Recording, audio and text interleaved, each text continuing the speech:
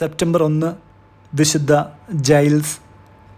640 മുതൽ 725 വരെ കാലഘട്ടം.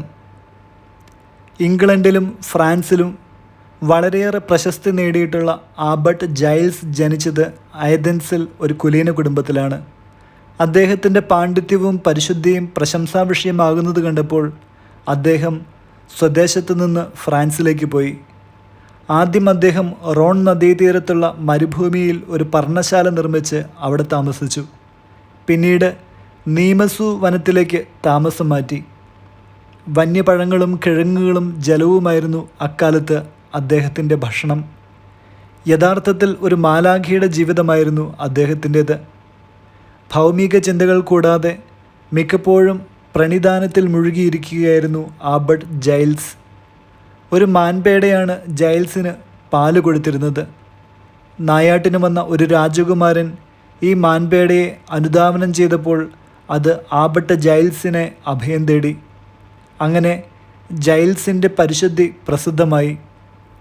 ഇദ്ദേഹത്തിന് ധാരാളം ശിഷ്യന്മാർ ഉണ്ടാകാൻ തുടങ്ങി. വൈകാതെ ജൈൽസിൻ്റെ പർണശാല ഒരു ബെനഡിക്റ്റൻ ആശ്രമത്തിൻ്റെ പ്രാരംഭമായി തീർന്നു. 85-ാം വയസ്സിൽ അദ്ദേഹം മരിച്ചുവെന്നാണ് വിശ്വസിക്കുന്നത്.